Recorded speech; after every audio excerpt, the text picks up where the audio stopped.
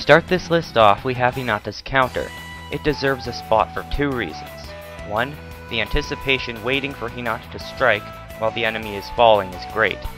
And two, this shows Hinata's growth over the time skip. She could only use it in Crisis and Revolution 2, but here it's accessible anytime. Here I go! Puppet show! Secret black move! Showtime!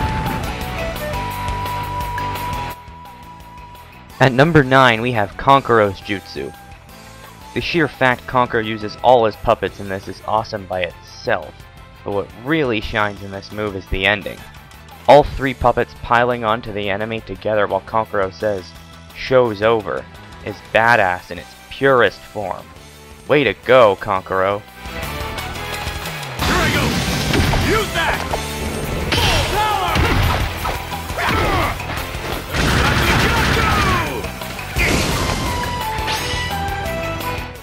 Mike Guy shows his stuff here with Morning Peacock at 8th place. Firstly, Guy going into the 6th gate with only one stomp shows his mastery over the art. He then kicks the enemy with fire and proceeds to punch him rapidly, spreading the flames. The Peacock effect, I must say, is the most beautiful display of pyrotechnics in the whole game. Guy then finishes the move with a pose while the enemy falls to his death. Might Guy, may the flames of youth live on. It's over. I won't miss. Sand coffin. Sand burial.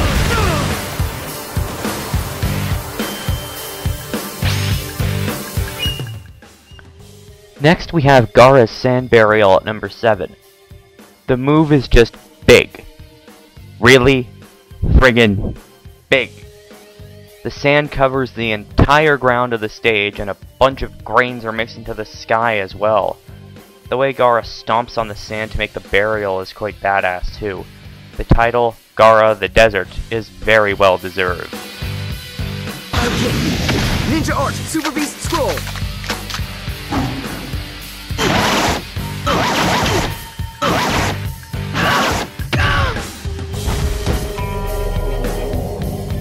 How's that? Sai's ultimate comes in at number 6. To be honest, I don't know why I like this move in particular. There's just something about black and white animals beating the crap out of someone that is awesome. Regardless though, I'll answer Sai's question by saying, that's nice, thank you. It's over. Out of my way!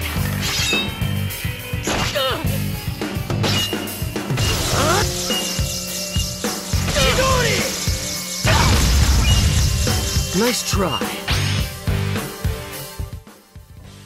Now this is an ultimate. It's only 2 hits, sure, but they're a really damn good 2 hits. First, the slash. Even if we don't see Sasuke hit the opponent, the anticipation from Sasuke drawing his sword, and the opponent up in the air as a result of the attack, show just how painful it would have been. Then we have the second hit, the Chidori. The lightning effects all look amazing. From the surging aura when Sasuke charges the move, to the trail of lightning from Sasuke running with it, to Sasuke actually hitting the opponent, and the trail continuing as the opponent falls to the ground with a nice little explosion at the end. They are all great. Need I say more? But you might be thinking, if this attack is so great, how is it not number 1? Simple, the next 4 are just better. It's time.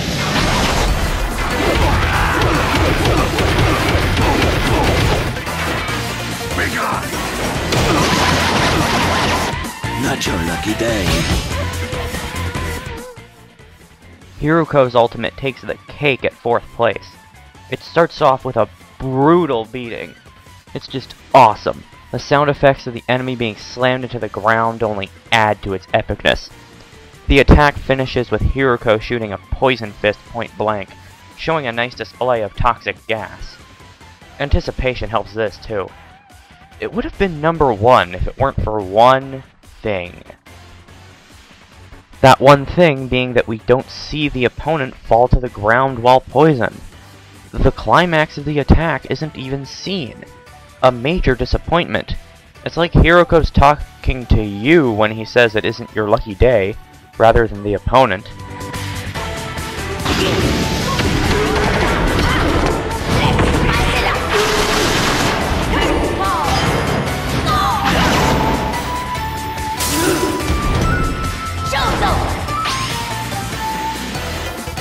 Chiyo nabs the bronze with her ultimate. It starts off great with Chiyo sacking the enemy with a flurry of punches and kicks. To get the crap beat out of you by an old lady who specializes in puppets is just plain humiliating. But it doesn't end there. Oh no. Then we get Mother and Father spinning around the target, binding him in chakra strings. The sheer speed of it is very nice. The final strike is probably the best part though. We get a delay right before the puppets attacking the target together, which adds to the anticipation. We also get the moment right after the target is hit slowed down, so we can see the cross effect in greater detail. And when the strings finally collapse, we see a very nice screenshot of the target writhing in pain. Plus we get to see the enemy fall to the ground! Feels complete that way.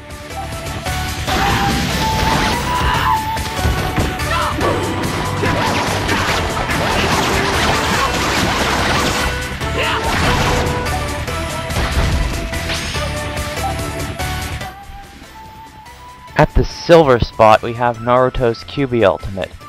It is just plain brutal from start to finish. Naruto starts by throwing the opponent in the air, and then it gets wild. Naruto moves really fast here. So fast the only thing we can keep up with are the slash auras that slowly fade as the attack continues. It is a very nice effect. What's also very nice is that we get a clear view of the opponent being flinched with every hit. The last hit is simply epic. We get a delay right before it, and a very nice pose of Naruto on the ground at the end as the opponent falls to the ground behind him. Don't worry, Naruto, with ultimates like this, you will be Okage. That's my chance! Which style? What clone jutsu? Which style? 4-pillar penta jutsu!